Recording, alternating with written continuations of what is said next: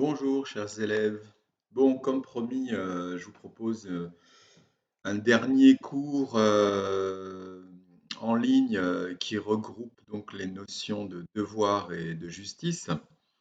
Alors, je vais vous faire un peu d'humour. Bon, comme il fait très beau dehors, qu'on est dans une ambiance estivale, qu'on a terminé les cours en présentiel, comme on dit aujourd'hui. Et ben, c'est sûr que du coup, faire mon devoir, c'est-à-dire, faire cette vidéo, et ben, j'en avais absolument pas envie, j'aurais préféré, je sais pas, être dans mon jardin au soleil, sur ma chaise longue à lire, Proust parce que j'ai commencé, La recherche du temps perdu de Proust. Voilà, donc j'aurais préféré faire autre chose. Ne le prenez pas mal, mais c'est une bonne introduction finalement pour, un cours sur la notion de devoir, parce que précisément, on oppose, et je crois qu'on a raison d'opposer bien souvent le devoir au désir ou au plaisir, ou bien même à la liberté, en fait, hein, puisque on associe spontanément à la notion de devoir eh bien, l'idée d'une contrainte, en fait, hein. Faire son devoir, faire ses devoirs, ça semble être toujours, ou en tout cas la plupart du temps, quelque chose de contraignant, bien plus que quelque chose qu'on voudrait faire de bon gré, ou la fleur au fusil, ou avec plaisir. D'accord? Voilà, donc déjà, il y a ce préalable par rapport à la notion de devoir. Alors, dans le petit topo que je vous ai distribué, sur la notion de devoir, bon, on vous dit, alors c'est bien la petite problématique qu'on pose au départ. Donc voilà, on vous dit qu'effectivement, le devoir désigne un principe d'action qui semble s'opposer au plaisir ou à la liberté. Il y a cette question du coup en point de mire qui est, mais pourtant ne sommes-nous pas libres de ne pas faire notre devoir? Et en fait la réponse est oui, effectivement, hein. Qui dit devoir dit aussi possibilité de transgresser cette règle, hein, selon laquelle il faudrait faire son devoir plutôt que de ne pas le faire. Alors, autre chose, bon, on parle évidemment de devoir moral, hein. C'est même un pléonasme en un sens de parler de devoir moral. La question qui se pose par rapport à cette notion de devoir, ben, c'est la question du fondement, en fait, hein. Sur quoi se fonde cette notion de devoir moral?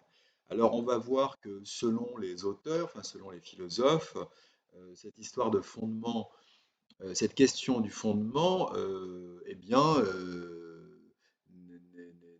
n'est pas traitée de la même manière. On verra par exemple que pour Kant, le fondement de la morale, c'est certainement pas le sentiment, mais plutôt la raison, ce qu'il appelle la raison pratique. On verra en guise d'antithèse avec Schopenhauer que c'est plutôt, bien au contraire, la dimension du sentiment qui doit être à l'origine du devoir, par exemple comme le sentiment de compassion ou de pitié. Voilà. Donc vous voyez, selon les auteurs, selon les philosophes, on n'a pas la même conception de l'origine de notre devoir. Mais ce point est très important. Alors, qu'est-ce que le devoir? Hein, le topo que je vous ai distribué commence par cette question. Euh, alors, on vous dit, de façon générale, on peut définir le devoir comme un principe d'action, une règle qui circonscrit mes obligations. Qui circonscrit, c'est-à-dire qui englobe ou qui définit même toutes mes obligations. Alors, j'en profite pour vous parler donc d'une distinction conceptuelle fondamentale en philosophie, en tout cas en philosophie morale, c'est la distinction entre obligation et contrainte, hein. Et ouais, alors j'ai commencé en vous disant qu'on associe souvent la notion de devoir à celle de contrainte, mais en réalité, euh, le devoir est de l'ordre de l'obligation, en fait, et non pas de l'ordre de la contrainte. Pourquoi? Eh bien parce que l'obligation morale, elle est indissociable de la liberté humaine. C'est-à-dire qu'on a des obligations parce que nous sommes des êtres libres, nous humains. Parce que nous sommes doués de conscience, hein. Je vous renvoie au cours sur la conscience. Être contraint, c'est souvent plutôt associé à l'opposé de la liberté, c'est-à-dire plutôt à l'aliénation, à l'esclavage. L'esclave est contraint par son maître de lui obéir. Euh, une personne qui est aliénée à son inconscient, je vous renvoie au cours sur l'inconscient et sur Freud, une personne qui est aliénée à son inconscient, elle est contrainte en un sens d'agir comme elle agit parce que elle n'est pas libre en un sens. Elle est déterminée par son inconscient à son insu. D'ailleurs, c'est pour cette raison qu'on parle d'asile. On parlait avant, on ne dit plus ça, mais on parlait d'asile d'aliénés, c'est-à-dire des personnes qui étaient aliénées à leur inconscient, donc, hein, et qui avaient perdu la raison.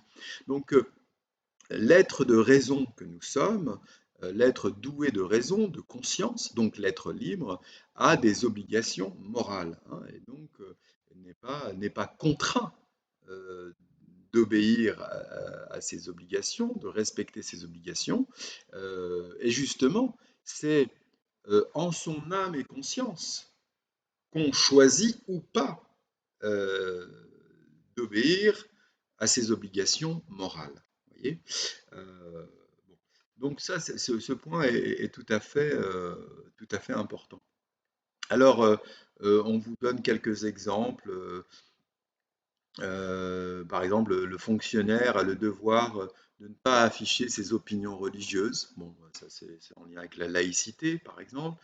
Ou bien un citoyen a le devoir de se conformer à la loi. Bah oui, c'est la base du contrat social. Je vous renvoie au cours sur les théories du contrat social. Euh, et c'est par exemple cette fameuse citation de Rousseau que je vous ai donnée, hein, l'obéissance à la loi qu'on s'est prescrite est liberté.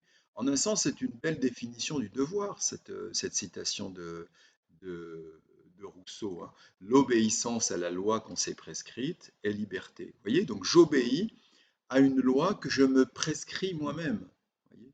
C'est ça, obéir à son devoir ou faire son devoir. Donc, euh, bien. Alors, et alors, on vous pose aussi cette question. Donc, l'obéissance au devoir fait-elle obstacle à notre liberté?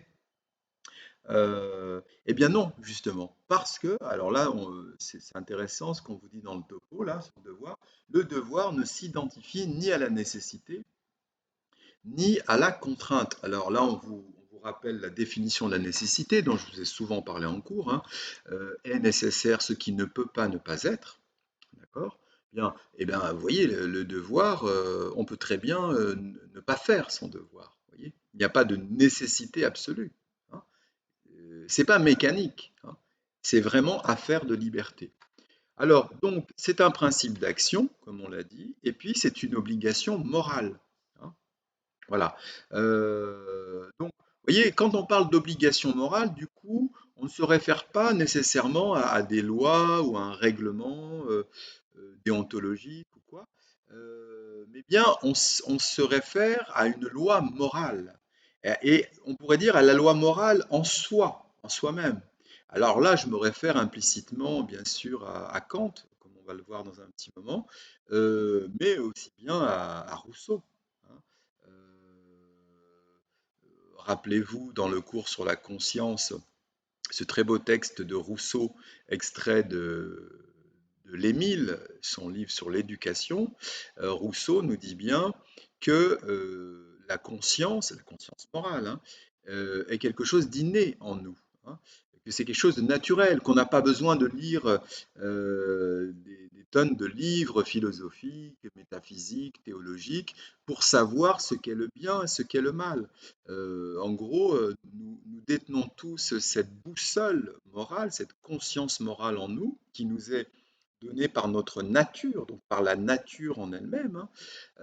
Et il suffit finalement de se reporter à cette conscience morale innée pour savoir ce que l'on doit faire et ce qu'on ne doit pas faire.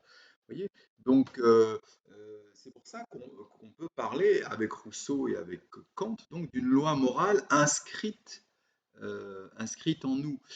À ce propos, Kant parle par exemple d'un tribunal intérieur. Euh, voilà, c'est quelque chose qui se trouve en nous, cette loi morale, et à cette loi morale répond donc la notion d'obligation morale.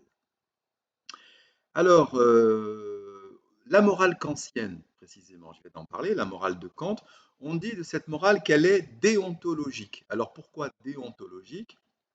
Eh bien, déonta, en grec, ça signifie devoir, hein. Alors, si vous voulez, l'idée majeure chez Kant, qui est comment dire, affirmée, développée, exposée, dans plusieurs livres de Kant, Fondement de la métaphysique des mœurs, Métaphysique des mœurs, Critique de la raison pratique, etc. Donc, si vous voulez, la base, si vous voulez, de la morale de Kant, la morale kantienne, c'est l'idée suivante, c'est que il existe pour nous humains, hein, des devoirs absolus qui s'imposent à nous. Alors, il y a un concept clé chez Kant qui apparaît dans le topo que je vous ai distribué, c'est le concept d'impératif catégorique. Impératif catégorique, qui se formule de manière impérative, c'est le cas de le dire, à l'impératif, tu dois, hein, tu dois, ou tu ne dois pas dans sa forme négative, mais par exemple, tu ne dois pas tuer. Et là, vous voyez, il y a comme un écho au fameux décalogue de la Bible, hein, les 10 commandements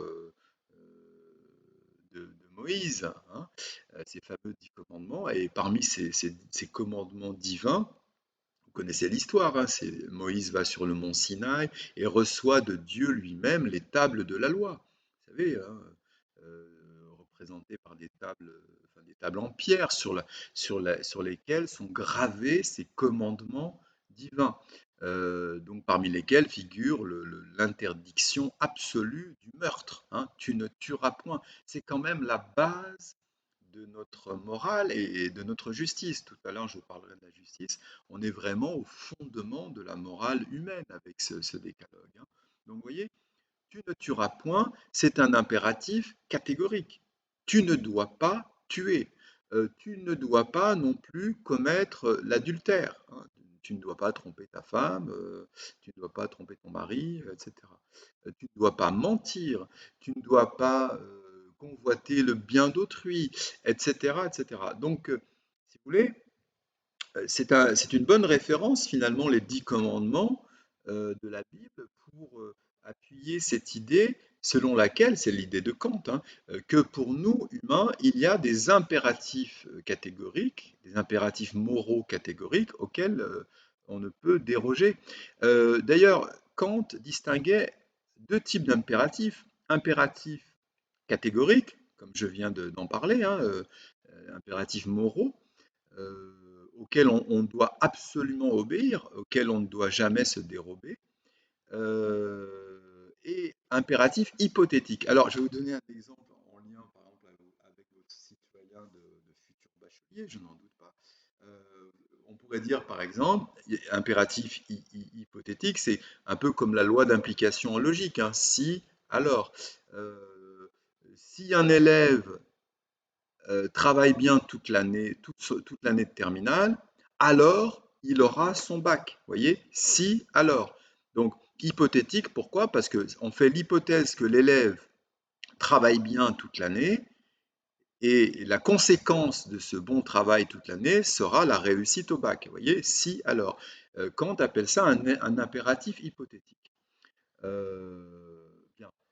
Euh, il le dissocie, il le différencie absolument de l'impératif catégorique. Pourquoi? Ben parce que, si vous voulez, l'impératif hypothétique, il est conditionnel, hein.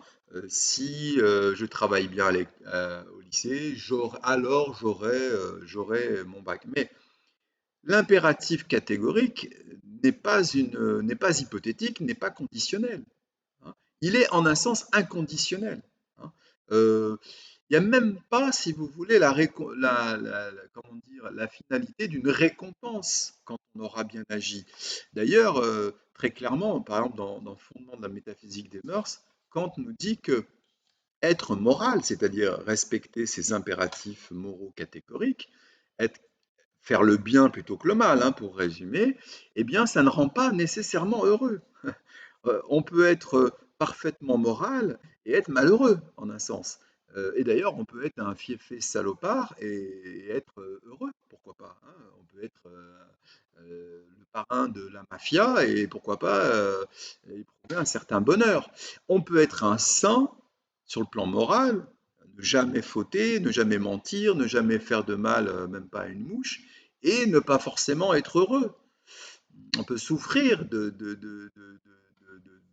cet état existentiel dans lequel on est.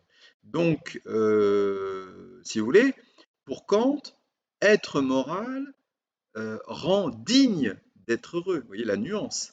Ça ne rend pas nécessairement heureux, ça rend digne d'être heureux. Donc, si vous voulez, on ne pourrait pas appliquer la loi d'implication, vous voyez, ou cette espèce de logique de l'impératif hypothétique à la morale. Grosso modo, on pourrait dire, enfin, on ne peut pas dire, si je suis moral toute ma vie, si je fais le bien toute ma vie, alors je serai heureux. J'ouvre une parenthèse, n'y a-t-il pas beaucoup de croyants, musulmans, juifs, bouddhistes, chrétiens, tout ce que vous voulez, hindouistes, sikhs, tout ce que vous voulez, n'y a-t-il pas beaucoup de croyants qui sont dans cette logique un peu perverse, à mon sens, hein, ça n'engage que moi, qui consiste à penser que s'ils font tout ce qu'on leur demande de faire, leur prier, aller à la synagogue, faire le ramadan pour les musulmans, pas manger de porc, pas boire d'alcool, etc., si ils font tout ce que leur religion leur demande de faire, alors ils iront au paradis, vous voyez? Et ça me semble à la fois très naïf comme conception de la spiritualité, et puis même en un sens pervers. Alors tiens, dans le Nouveau Testament, il y a euh,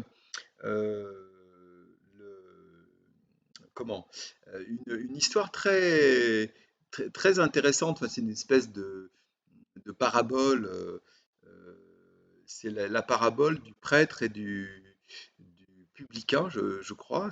J'ai un petit trou de mémoire. En fait, très rapidement, c'est un Romain chargé de prélever les impôts et qui se repent d'avoir été un homme mauvais et qui va à la synagogue, étonnamment, et qui se met pratiquement à plat ventre devant ce qu'il croit être le Dieu du monothéisme, hein, et il s'aplatit, il se met à genoux, hein, très humblement, et il demande pardon à Dieu pour toutes ses fautes en pleurant à chaudes larmes, etc. Et puis à côté, il y a un prêtre lévite, je crois, grand prêtre juif, habitué des temples, qui fait toutes ses prières, qui fait tout ce que sa religion lui demande de faire, et il réclame le salut à Yahvé comme un dû, comme quelque chose qui lui est dû euh, parce que il a fait toutes ses prières, il considère qu'il a fait le bien toute sa vie.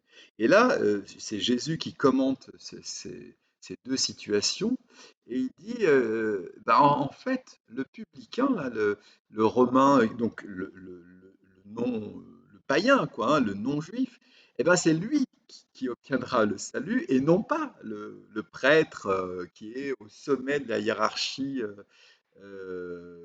ecclésiastique juive. Pourquoi? Eh ben, parce que c'est exactement ce que je vous disais tout à l'heure.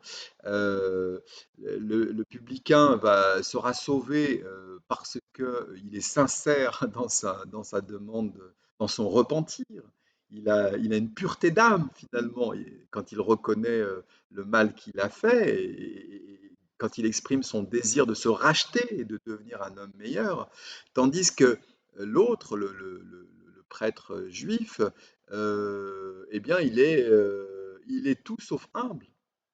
Il est orgueilleux.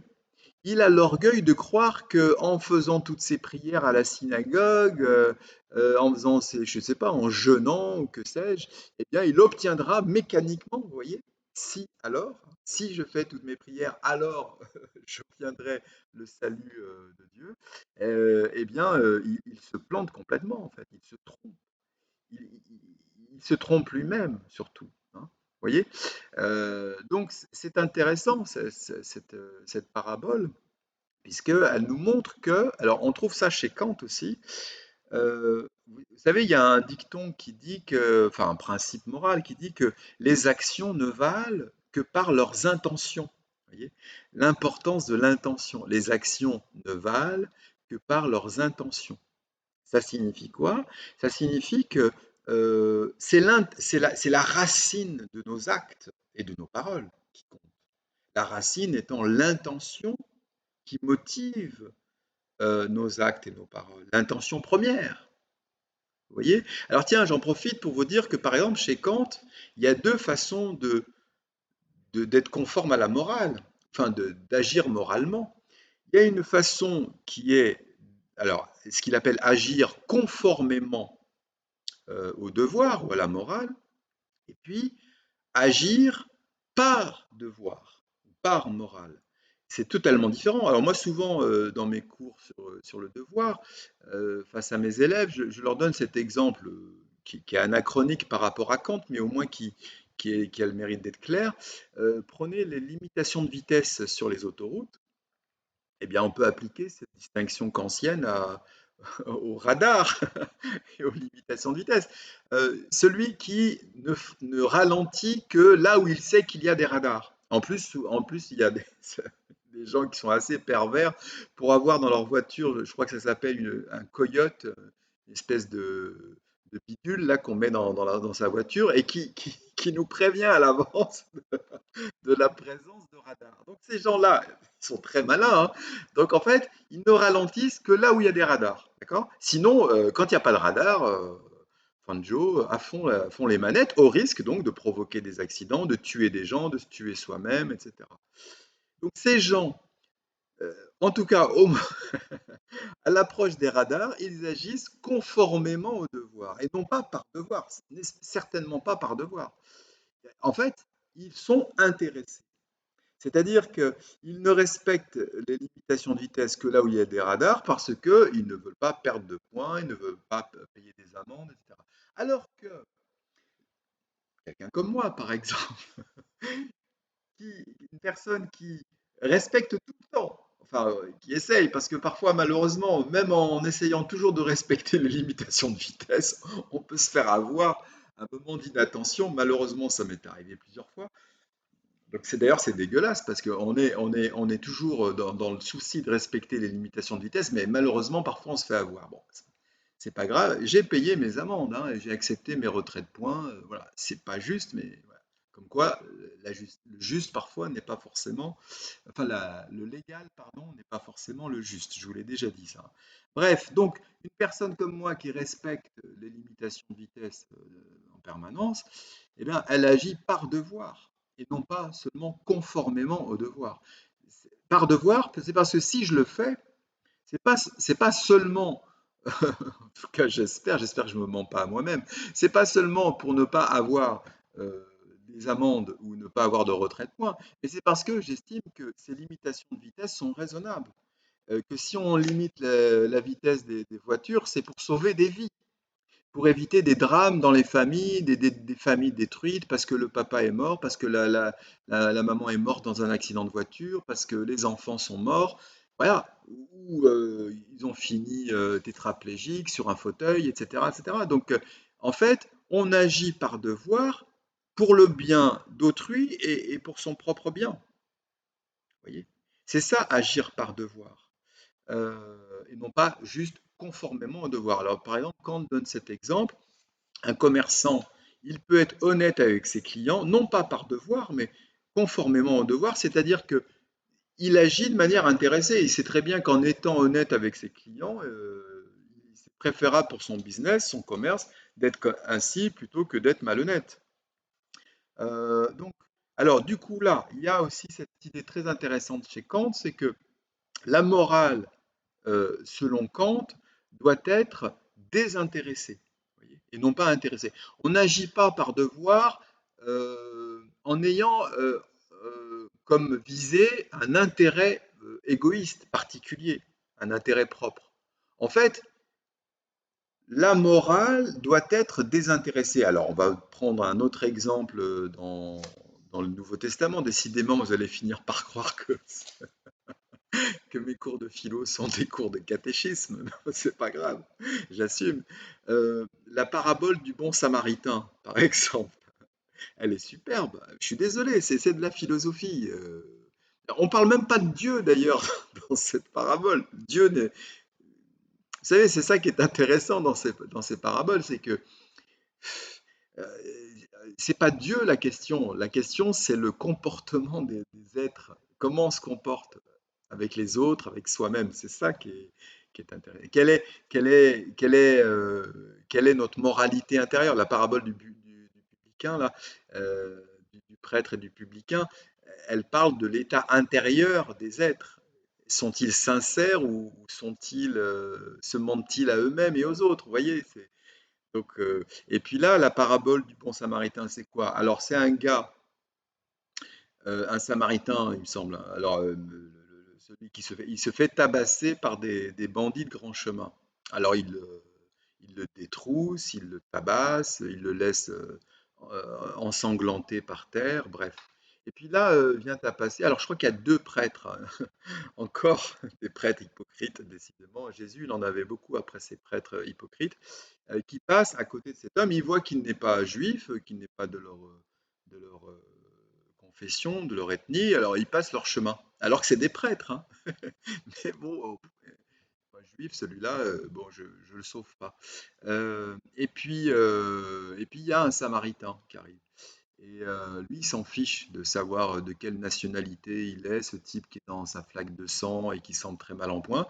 Il s'en fiche de savoir s'il est blanc, noir, jaune de peau, s'il est arabe, juif ou que sais-je, ou martien. Il est à cheval, hein, il descend de son cheval, il lui apporte les premiers soins. Il doit lui donner un peu à boire avec une gourde, j'imagine la scène. Ensuite, il le met sur son cheval, il l'emmène à l'hôtellerie la plus proche, il le confie aux gens qui tiennent cette hôtellerie, il donne des pièces à ces gens pour qu'ils prennent soin de se blesser, et il passe son chemin, et il dit, je reviendrai plus tard prendre de ses nouvelles, prenez bien soin de lui. Et ben c'est ça le devoir. Pourquoi je m'embête à vous faire un cours sur le devoir, finalement? Lisez ce passage de la Bible, saurez, vous saurez ce qu'est le devoir, hein. Et ben voilà, le bon samaritain. Pourquoi elle est si célèbre, cette parabole?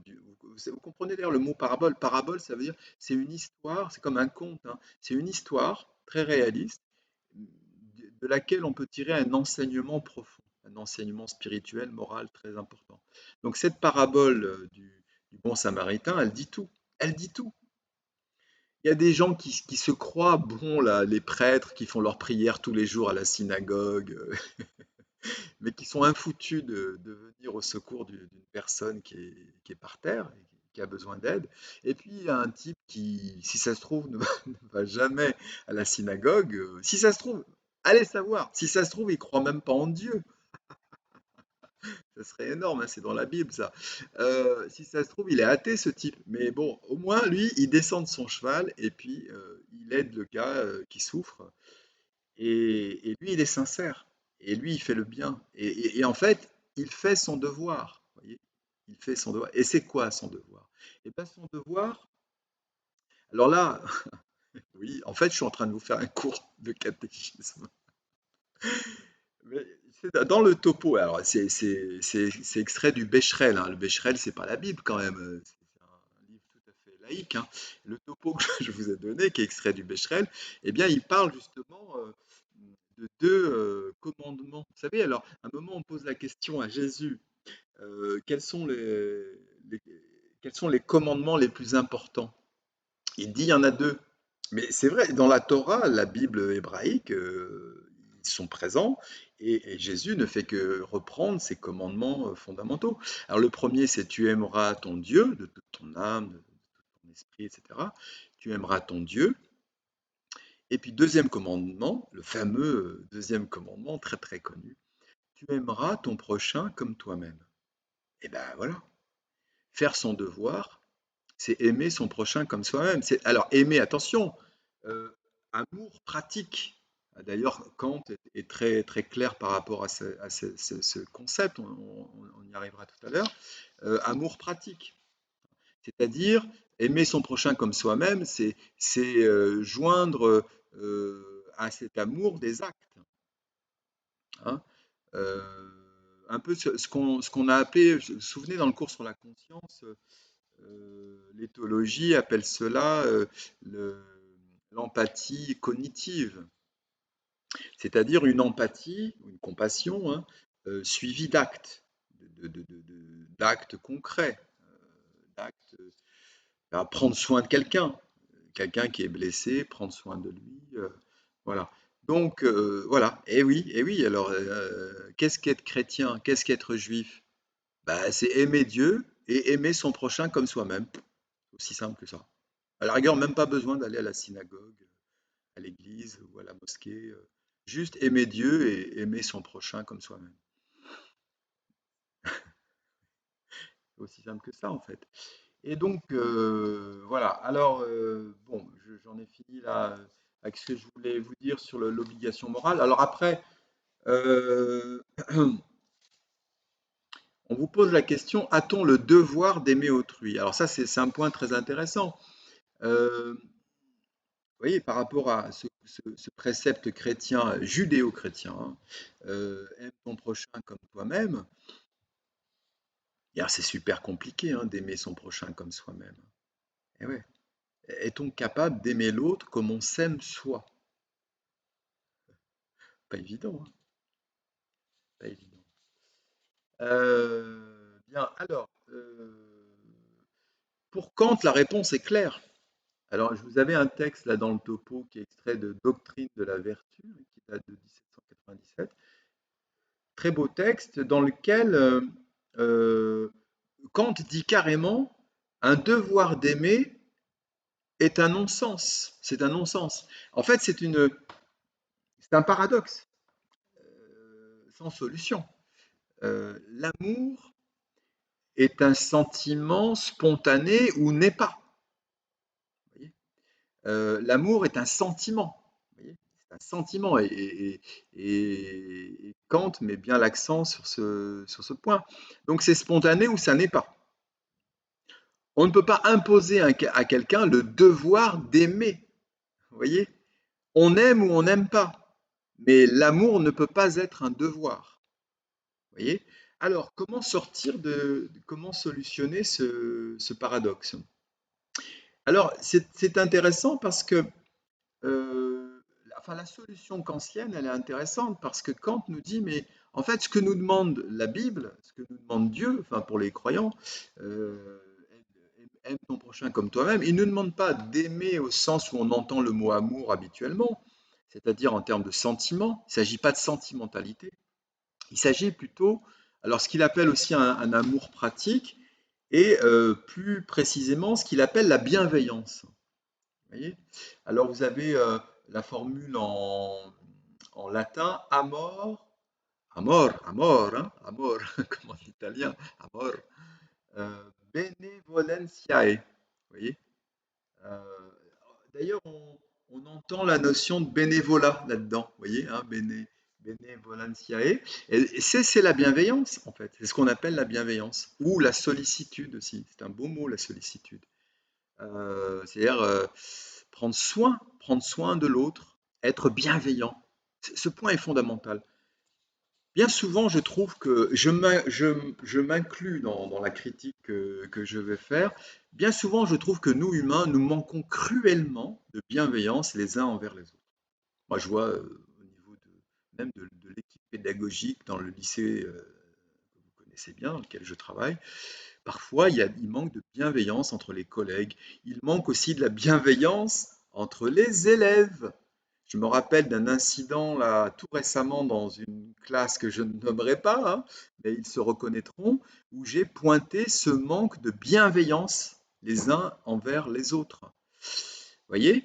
Alors, vous voyez, c'est intéressant ce que dit Kant, hein. Kant, il dit non, finalement, on ne nous demande pas d'aimer béatement, comme ça, naïvement les gens. C'est pas un amour abstrait. Parce que c'est très facile de dire oui, j'aime l'humanité, j'aime le genre humain. C'est des paroles, paroles et paroles et paroles. Mais non, c'est très concret en fait. C'est, encore une fois, le bon samaritain qui descend de son cheval et qui prend soin du mec qui est dans sa flaque de sang. C'est ça en fait. C'est aussi bête que ça, hein. C'est pas les bisounours, c'est pas l'imaginaire. C'est très, très concret. Et puis d'ailleurs, ce devoir-là, hein, ce devoir d'aimer concrètement, enfin ce devoir de bienveillance, donc pour reprendre le terme de Kant, c'est tous les jours. C'est pas juste pendant le Ramadan, un mois, un mois par an. Je vais vous faire rire, hein. En Algérie, pendant le mois de Ramadan, c'est là où il y a le plus de meurtres, de crimes et de bagarres. Les gars, ils sont censés être plus calmes pendant le jeûne, parce que c'est un mois de spiritualité, hein. Et en fait, c'est le mois du carnage. C'est le mois de la surconsommation. Ils consomment encore plus que d'habitude. Les poubelles sont pleines de gaspillage de nourriture parce qu'ils ont les yeux plus gros que le ventre, hein. Ils achètent toute la journée de la nourriture en vue de manger tout ça le soir. Et puis en fait, ils mangent pas tout, donc ils balancent. Et puis ils s'entretuent la journée. Je caricature, hein, mais je vous promets, moi-même, j'ai assisté à des bagarres. Et je connais même un quartier où il y a eu un meurtre pendant le Ramadan, dans le quartier où je me trouvais. Donc, pourquoi je vous dis ça? Eh ben oui, un bon musulman, un bon chrétien, mais je dirais un athée moral, hein, qui a des valeurs, eh ben, normalement, il doit faire le bien tous les jours, hein, du matin au soir. Et c'est pas juste à des périodes genre Noël ou non, c'est chaque jour que Dieu fait. Alors voilà, donc c'est intéressant ce texte de Kant, hein, dans Doctrine de la vertu. Donc, cette distinction entre l'amour en tant que sentiment et la bienveillance concrète, pratique. Euh, donc, euh, il s'agit donc pour Kant, donc le devoir de bienveillance, on parle de devoir, le devoir de bienveillance. En fait, c'est un acte, la bienveillance, c'est un acte volontaire, c'est une action volontaire. Et donc, c'est une action guidée, ce point est fondamental chez Kant, hein, c'est une action guidée par la raison et non par le sentiment. Voyez. C'est pas le sentiment amoureux qui fait qu'on va agir de cette manière-là, mais c'est plutôt ma raison qui me commande d'être bienveillant. Bon, voyez. Donc devoir de bienveillance et non pas devoir d'amour, hein, chez Kant. Alors, bon, je vais passer le... Parce que bon, on pourrait développer un peu plus chez Kant, mais là, j'ai pas le temps. Alors, après, en contradicteur de Kant, le topo là, que je vous ai distribué vous propose un philosophe du 19e siècle, philosophe allemand, dont on a déjà parlé en cours, hein, c'est Arthur Schopenhauer. Schopenhauer, alors dans son livre Le fondement de la morale, il s'oppose à Kant. Et ça, c'est très intéressant, parce qu'il nous dit que finalement, Kant s'est planté, son impératif catégorique, là, qui est purement raisonnable, hein, et non pas de l'ordre du sentiment, cet impératif catégorique de Kant, purement raisonnable, il est juste impossible pour Schopenhauer. Pourquoi? Eh ben parce que on ne peut pas faire le bien que par choix raisonnable. Parce que pour lui, la racine de l'action morale, ce n'est pas, une idée de la raison, c'est une volonté de la raison, mais plutôt des sentiments. Vous voyez, alors il s'oppose frontalement à Kant, des sentiments comme la pitié ou la compassion. la compassion. Alors pourquoi cela? C'est intéressant parce qu'on retrouve la même idée un siècle plus tôt chez Rousseau, et je vous en ai déjà parlé, hein. Vous savez que chez Rousseau, dans son discours sur l'origine et les fondements de l'inégalité parmi les hommes, vous savez, il dit que l'homme à l'état de nature est guidé par deux lois naturelles fondamentales, l'instinct de conservation, hein, qu'il appelle l'amour de soi naturel, et puis la pitié. Et il dit que la pitié, bah, c'est la compassion, hein, c'est ressentir une souffrance quand on voit un semblable souffrir, un autre être humain souffrir, c'est ressentir soi-même de la souffrance, donc de la pitié. Et, Rousseau nous dit que cette pitié naturelle est la racine de la morale, hein. Pourquoi ensuite on ne veut pas, on va respecter les commandements, hein, ne pas tuer, ne pas violer, ne pas porter atteinte à l'autre, ni moralement ni physiquement? Eh bien, parce que on est doué de ce sentiment naturel de pitié, de compassion. Et on ne veut pas faire à l'autre ce qu'on ne voudrait pas qu'on nous fasse. Vous voyez, hein, ne fais pas à autrui ce que tu ne voudrais pas qu'on te fasse. Et moi, j'ajoute d'ailleurs souvent une autre formule à celle-ci, et on pourrait ajouter fais à autrui ce que tu voudrais qu'on te fasse. Vous voyez, le bon samaritain, il fait à autrui ce qu'il voudrait qu'on lui fasse s'il était dans la même situation. Vous voyez, et pensez-y à cela, hein. Et c'est vrai que des fois, on oublie ça. On oublie, hein. On va rabrouer un SDF qui vient nous demander une pièce, on va mal lui parler parce qu'on est mal luné, parce qu'on est pressé, parce que sais-je, on a des problèmes soi-même. Mais et si on était à sa place, ce SDF, comment on vivrait le fait d'être rabroué, d'être ignoré? Vous voyez. Ouais. C'est intéressant aussi parfois d'essayer de se mettre à la place des autres. Voilà, donc c'est ça, c'est le principe même de l'empathie. Rappelez-vous tout ce qu'on a développé dans le cours sur la conscience, sur la notion d'empathie, euh, l'empathie émotionnelle et donc l'empathie cognitive dont je parlais tout à l'heure. Et alors c'est intéressant parce que dans un autre livre, euh, alors le plus célèbre livre de Schopenhauer, hein, Le monde comme volonté et comme représentation, c'est très intéressant. Il dit que en fait, notre individualisme, notre égoïsme est de l'ordre de l'illusion. Et c'est pour ça que l'égoïsme va de pair avec l'immoralité et le tout contraire de la compassion, de la pitié, de la morale, de la bienveillance. Pourquoi?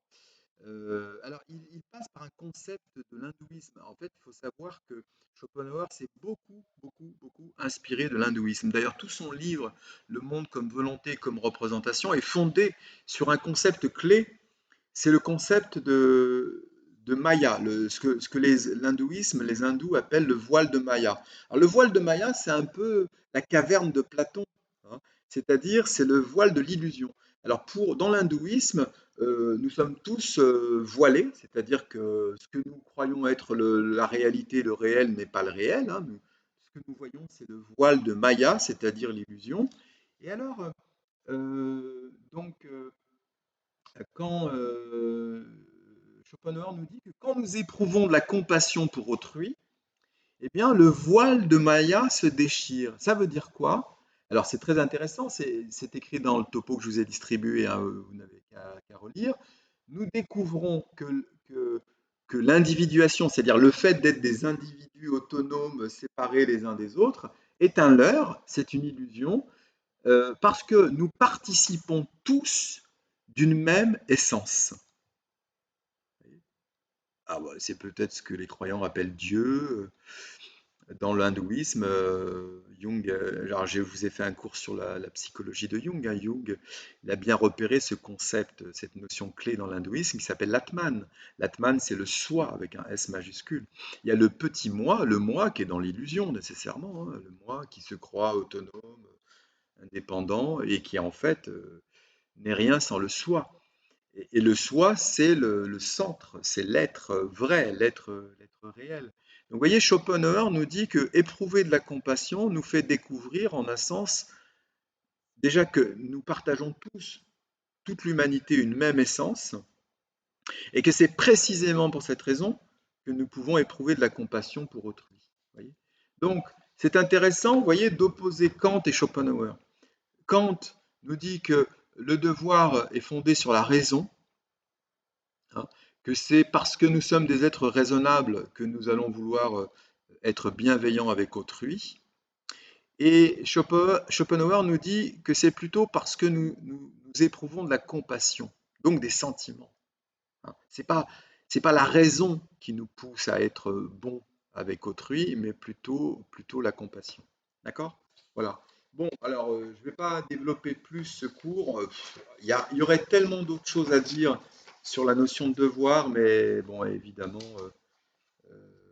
l'art est long, le temps est court, disait Goethe, et ça s'applique aussi à nos cours de philosophie. Alors, la justice. Alors là, je vais avoir encore moins de temps.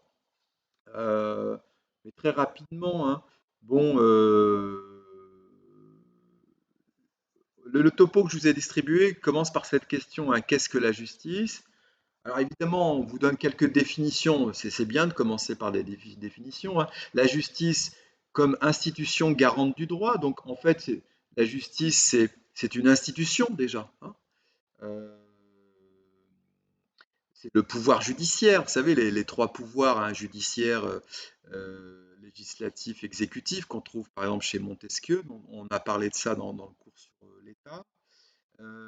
Bon, donc une institution, le pouvoir judiciaire, et puis c'est aussi l'ensemble des lois qui règlent les rapports entre les hommes. C'est ça la justice, hein.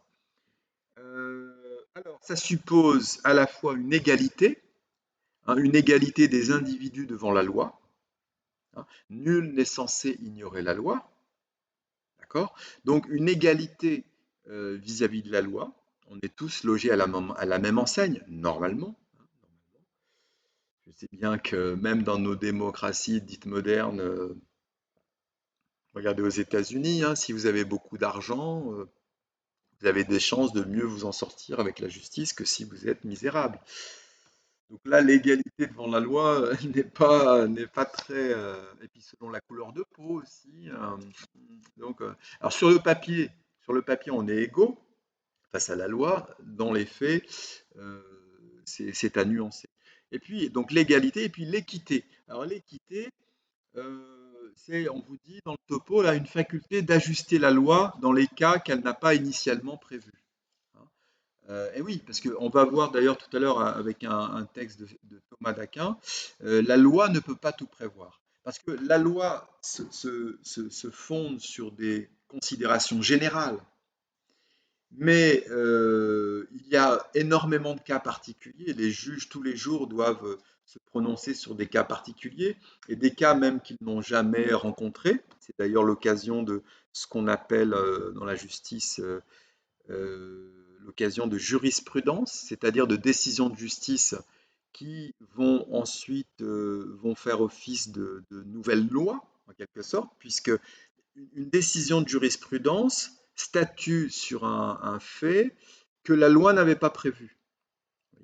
Donc, un jugement qui fait jurisprudence devient en quelque sorte une nouvelle loi, hein, voyez. Donc, le souci d'équité, je dirais que c'est le souci quotidien, permanent des juges, hein. C'est-à-dire, il y a la notion de proportionnalité aussi, hein. C'est pour ça d'ailleurs que le symbole de la justice, c'est une dame qui porte une balance, hein. Et le symbole de la balance, c'est-à-dire voilà, le délit, le crime, les torts causés et la punition euh, qui doit contrebalancer le délit ou le crime ou le tort commis. D'accord? Bien. Ah oui, alors, encore une référence à la Bible. Vous avez vu qu'en introduction, vous avez même un dessin. On vous parle du fameux jugement de Salomon. Je ne sais pas si vous... Oui, bon, je confirme, c'est un cours de catéchisme que je vous fais aujourd'hui. Mais j'y peux rien, moi, si tout est, transi de culture judéo-chrétienne. C'est-à-dire que toute notre culture, notre histoire est faite à la fois de culture grecque, hein, on vous parle de Platon, d'Aristote, etc., et de culture judéo-chrétienne. Et c'est comme ça. C'est pas moi qui ai fait notre culture. On vous parle du fameux jugement de Salomon, c'est très intéressant. Alors, vous avez une femme qui a un enfant, un bébé, bon, normal, tout va bien, et puis une autre femme qui ne peut pas avoir de bébé. Et alors, cette pauvre femme qui ne peut pas avoir de bébé, eh ben, elle va voler le bébé de la femme qui pouvait avoir un bébé et qui a eu un bébé. Et à un moment donné, les deux se présentent devant le roi Salomon. Alors, il faut savoir que le roi Salomon, dans la Bible, roi de Jérusalem, le fameux bâtisseur, enfin, celui qui a commandé et fait bâtir le temple, le fameux temple de Jérusalem, dit le temple de Salomon, donc le roi Salomon, qui est à la fois roi et prophète et sage, hein, réputé pour sa sagesse. Alors il dit, bon, ben, c'est bien simple, apportez-moi ce bébé. Puisque chacune des femmes disait, c'est mon bébé, c'est mon bébé.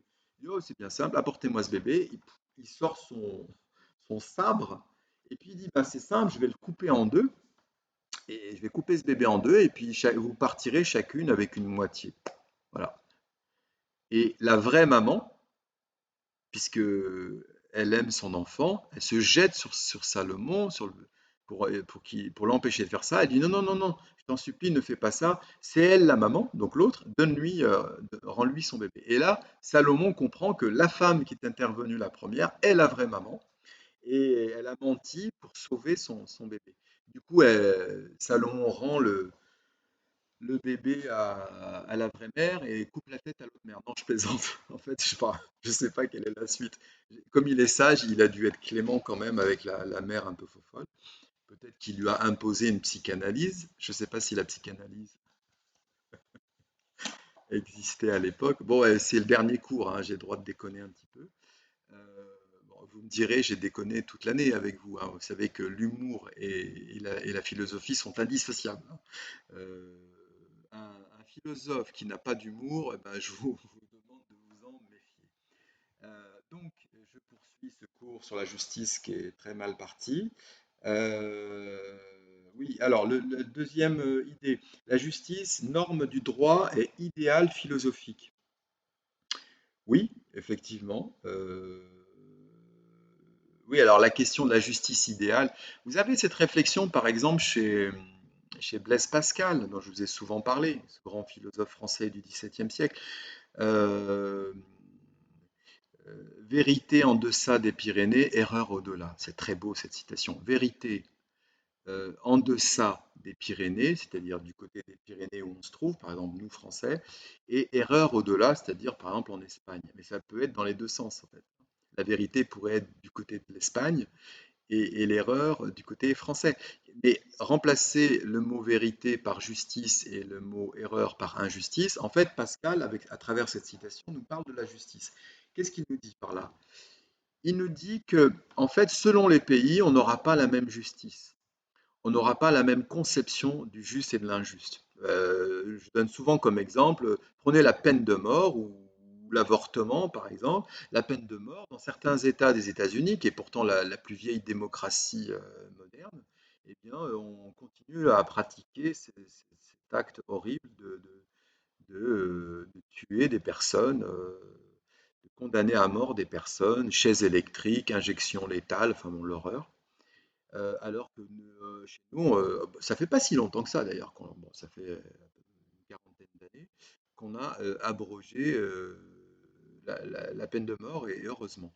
Vous savez qu'en France, jusque dans les années 70, on coupait des têtes, on utilisait la guillotine, l'instrument d'exécution qu'on utilisait pendant la Révolution française, hein. Robespierre, Danton, ils ont tous été guillotinés. Ben, dans les années 1970, on continuait à couper des têtes. Et grâce à un gars en partie, hein, plein d'autres personnes, un gars comme Robert Badinter, avocat, qui a vu des têtes tomber, hein, de ses propres clients, eh bien, on a abrogé fort heureusement la peine de mort. Donc, vous voyez, alors, qui a la bonne justice? Le pays qui applique encore la peine de mort, comme la Chine, alors, au hasard, hein, la Chine, l'Iran, l'Arabie Saoudite, la Corée du Nord, vous voyez ce que je veux dire, ou bien des démocraties modernes qui ne pratiquent plus la peine de mort, comme notre cher pays, la France. Vous voyez qui a la... Alors, pour moi, c'est la France qui a raison, hein, de pas. c'est la bonne justice, une justice qui n'applique plus la peine de mort, mais voilà, il y a beaucoup, et je suis sûr que parmi mes élèves, d'ailleurs souvent je fais des sondages, je suis horrifié, mais il y a même parfois une majorité d'élèves qui sont pour la peine de mort. Bon, bref, vous avez le droit, hein, mais bref, c'est une régression terrible par rapport au progrès qu'a été l'abrogation de la peine de mort dans notre pays. Bien, donc voilà. Et alors, pour en revenir à Pascal, Pascal nous dit que cette pluralité des versions de la justice, ces différentes justices selon les pays, selon la culture, selon l'époque, eh bien, prouve une chose, c'est que la justice humaine est nécessairement imparfaite. Sa pluralité, ces différentes justices montrent que la justice humaine est nécessairement imparfaite. Et alors, l'idée sous-jacente, il y a toujours ça hein, derrière. Hein. Rappelez-vous que les pensées de Pascal, au départ, c'était un projet d'apologie, d'apologétique, hein, apologie de la religion chrétienne, de la religion catholique même. Donc derrière, il y a cette idée de Pascal que seule la justice divine peut être parfaitement juste. Donc, on est dans cette problématique de la justice idéale. Comment déterminer la justice idéale? Vous voyez, il y a les fanatiques, je pense aux gens de Daesh ou les fanatiques chrétiens du temps des croisades, du temps de l'Inquisition, etc. Peu importe, ou les fanatiques juifs ultra-orthodoxes qui commettent aussi des crimes en Israël. Ces gens-là, quand ils tuent des innocents, sont convaincus qu'ils appliquent la justice divine. Bon, vous voyez, mais aussi bien des terroristes athées, comme des gens d'action directe dans les années 70, des ultra-gauchistes qui ont tué aussi des gens au nom de leur conception de la justice. Donc c'est pas forcément au nom d'un dieu d'ailleurs. Hein. Bref, donc euh,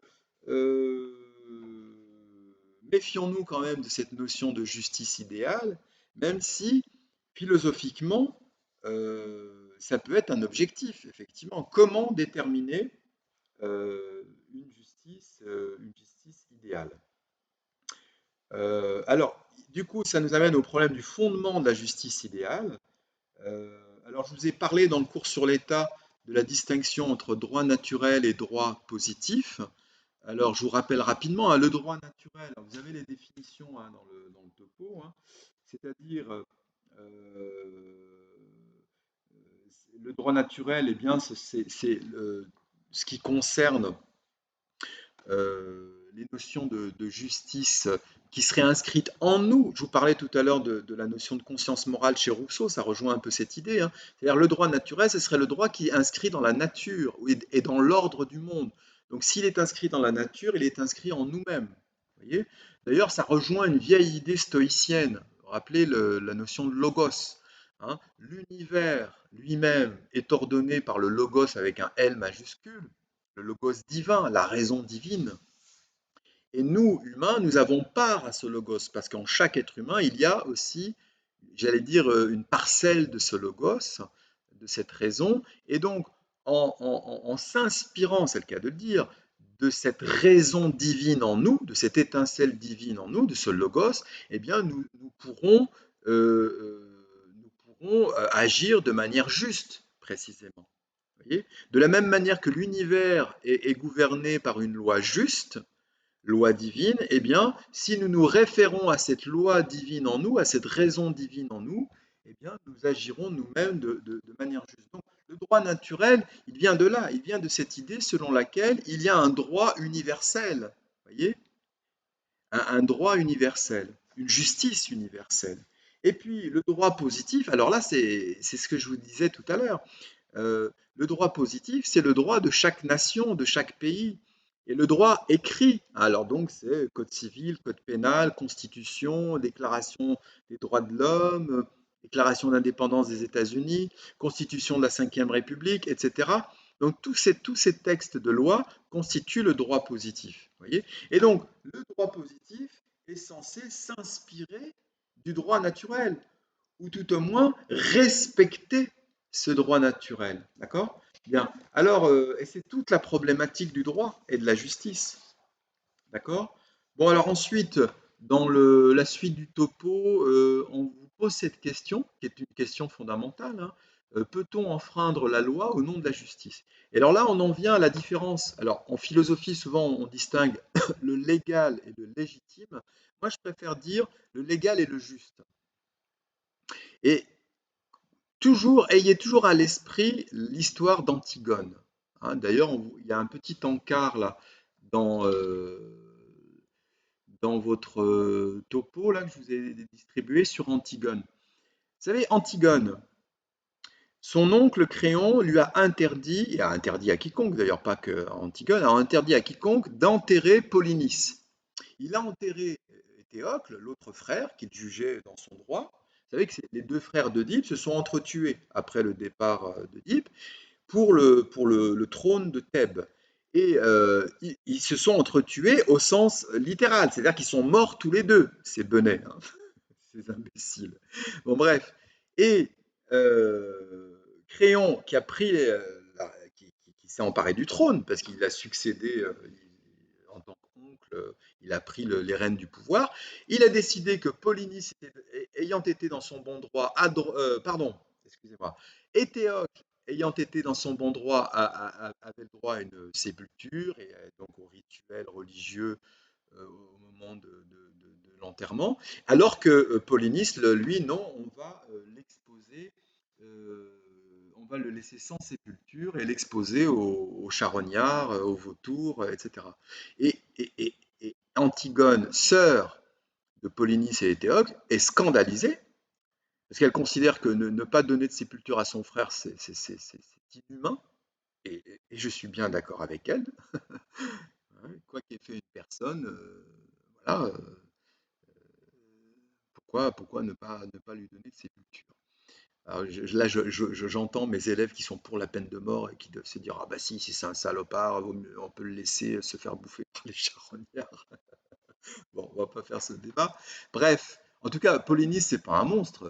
Il s'est battu pour le trône. Bon, il est con, ça c'est sûr, il est bête, mais bon, de là à ne pas lui donner de sépulture, c'est quand même pas très gentil. Alors donc, et alors Antigone dit, alors c'est intéressant, vous avez la phrase dans le topo, elle dit que, je vous la cite, hein, elle se réfère à la loi des dieux qui n'est pas écrite, mais que rien ne peut ébranler. Vous voyez, la loi des dieux qui n'est pas écrite, droit naturel. Parce que la loi écrite, c'est le droit positif. Donc Antigone se réfère à une loi non écrite, la loi des dieux, et c'est la justice divine, vous voyez, la justice qui n'a même pas besoin d'être écrite, qui est inscrite dans l'univers, qui dirige l'univers. Et malheureusement, nous, humains, alors selon les Grecs, hein, nous avons cette possibilité, que les animaux n'ont pas d'ailleurs, hein, nous avons cette possibilité de désobéir à la loi divine. Et c'est ce qu'ils appelaient, les Grecs, l'oubris, la démesure. Et c'est pour ça que souvent, quand un homme commet l'oubris, c'est les héros tragiques, hein, quand un homme commet l'oubris, la démesure, eh bien, il est puni par les dieux, parce qu'il outrepasse ses droits. Vous voyez.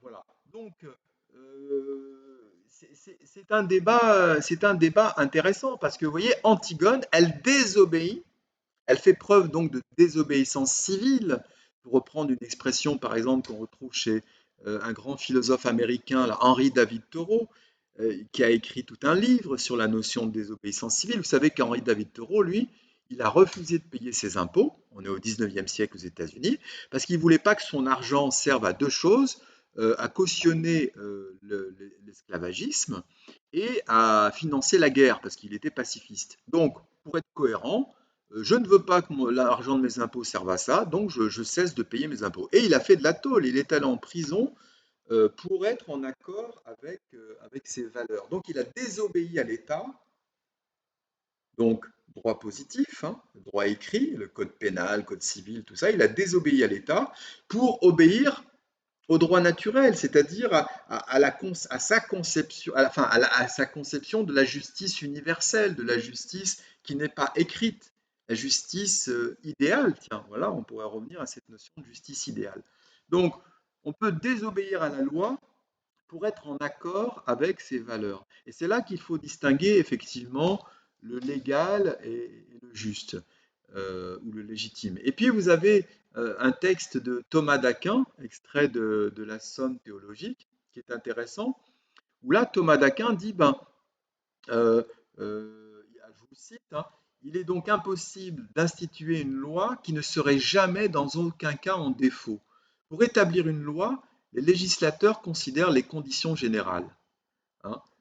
Mais l'observance pardon, de cette loi serait dans certaines situations contraire à la justice et au bien commun que la loi entend sauvegarder. Vous voyez, donc dans certains cas, il ne faut pas obéir à la loi. Voyez. Alors, il ne faut pas obéir à la lettre de la loi pour sauver l'esprit de la loi. Ce point est fondamental, hein.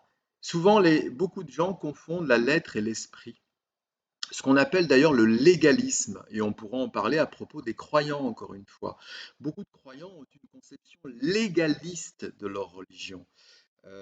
C'est-à-dire qu'ils pensent qu'il suffit d'appliquer la loi religieuse, enfin ce qu'ils considèrent être la loi, parce que même là il y a des débats, la loi religieuse pour être un homme de bien. Or, s'ils trahissent l'esprit de la loi tout en appliquant la lettre de la loi, c'est-à-dire s'ils n'appliquent que la dimension formelle de la loi sans en appliquer le fond, c'est-à-dire l'esprit, eh bien ça ne sert à rien. Ils sont dans ce qu'on appelle le légalisme. Alors, par exemple, Thomas d'Aquin prend l'exemple de, alors il dit, par exemple, la loi déclare qu'il faut rendre un dépôt, ce qui est juste dans la généralité des cas particuliers. C'est-à-dire quelqu'un qui a confié un objet ou une somme d'argent à un dépôt, au Mont-de-Piété, on dit aujourd'hui, enfin, je ne sais pas si ça existe encore d'ailleurs, mais c'est un lieu où on dépose des choses qu'on a l'intention de récupérer un jour. Eh bien, euh, euh, il dit donc, Thomas d'Aquin, mais cela peut devenir dangereux dans des cas particuliers, tel un fou qui réclame l'épée qu'il a déposée. Ben oui, parce que avant d'être fou, bon, il a déposé cette épée, mais maintenant qu'il est fou, eh bien, si on lui donne l'épée qu'il réclame, il va tuer des gens avec. Ou bien l'individu qui demande son dépôt, donc par exemple de l'argent ou je ne sais pas quoi, pour trahir sa patrie. Ben non, du coup, il faut refuser de lui donner son dépôt, lui rendre son dépôt parce qu'il va trahir sa patrie. Donc, vous voyez, il ne faut pas appliquer bêtement la loi, puisque parfois, appliquer bêtement la loi, ça peut entraîner des conséquences dramatiques. Vous voyez?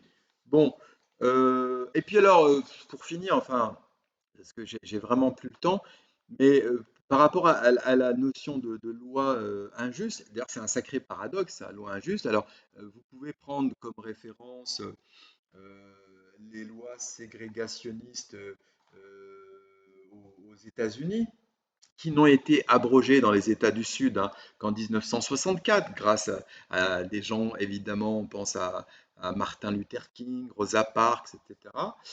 Donc c'était des lois, vous voyez, des lois qui interdisaient aux Noirs de s'asseoir aux places réservées aux Blancs dans les bus, d'où la fameuse et très très touchante histoire de Rosa Parks, qui a refusé de s'asseoir, enfin de s'asseoir à une place réservée aux Noirs et qui a voulu s'asseoir à une place réservée aux Blancs. Elle a désobéi à cette loi inique, injuste, abjecte, et elle a fait avancer du coup son pays. Il y a aussi les lois de Nuremberg, de l'Allemagne nazie, à partir de 1935, des lois abjectes qui visaient les juifs, etc. Sans parler des lois anti-juives du régime de Vichy, hein, qui interdisait aux juifs de pratiquer certaines fonctions. C'était absolument abject. Imaginez aujourd'hui Marine Le Pen qui arrive au pouvoir et qui interdirait aux Arabes, comme moi par exemple, d'être prof. Bon, c'est de la politique fiction, mais ça serait proprement scandaleux. Vous imaginez. Bon, bref, non, c'est du délire, mais voilà, il faut toujours, voilà, je vais terminer ce cours avec cette idée finalement. Il faut toujours rester vigilant, parce que la loi peut devenir folle, au sens où la loi, elle est faite par des hommes, d'accord? Et donc, il faut toujours être vigilant par rapport à cela. Tiens, il y a vraiment quelqu'un que j'admire beaucoup, euh, qui s'appelle, j'ai retrouvé son nom, j'aime beaucoup ce gars. Euh, Comment s'appelle-t-il déjà? Je suis en train de chercher son nom. Bon, c'est quelqu'un qui a fait un truc incroyable, qui a fait intégrer le principe de fraternité dans notre loi.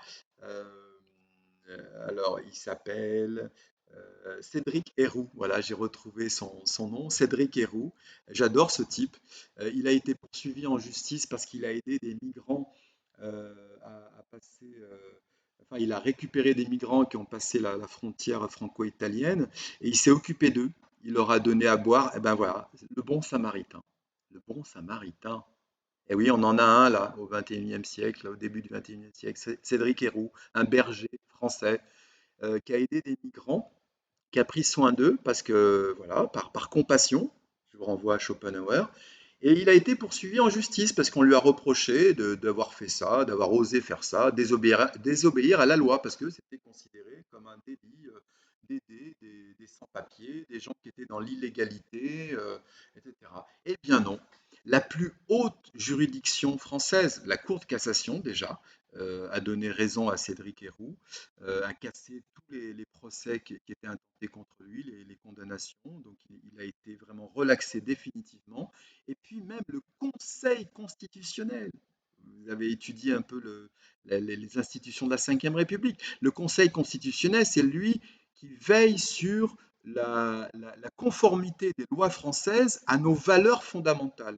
Eh bien, le Conseil constitutionnel a donné raison à Cédric Héroux en disant qu'il n'a fait que respecter le principe de fraternité en aidant ces migrants. Donc non seulement il n'a pas désobéi à la loi, hein, mais il a même respecté l'esprit de la loi. Vous voyez, c'est un merveilleux exemple pour illustrer la différence entre une vision légaliste de la loi et une vision bien plus, euh, j'allais dire presque spirituelle de la loi, c'est-à-dire au sens où on respecte l'esprit de la loi. Et c'est ça qui est très important. N'oubliez jamais, d'ailleurs, jeunes gens, on l'oublie trop souvent, certes, l'égalité c'est bien, enfin la liberté c'est bien, l'égalité c'est bien, c'est les deux premiers mots de notre devise, mais il y a le troisième mot de notre devise, c'est le mot fraternité. Liberté, égalité, fraternité. Et bien peut-être qu'une justice idéale, ce serait une justice qui équilibrerait parfaitement ces trois grandes valeurs que sont la liberté, l'égalité et la fraternité. Et ben, je crois que finir une année de philo avec cette phrase, eh ben, c'est bien. Voilà, je crois que je vous ai assez bassiné. J'espère que ça vous fera du profit juste avant l'épreuve écrite de ce jeudi. Je ne serai pas présent, bizarrement, on ne m'a pas convoqué pour la surveillance, mais je serai avec vous en esprit et je suis sûr que ça va bien se passer. Allez, je vous souhaite bon courage et bonne chance pour votre épreuve écrite et je vous dis à très bientôt. Bye bye.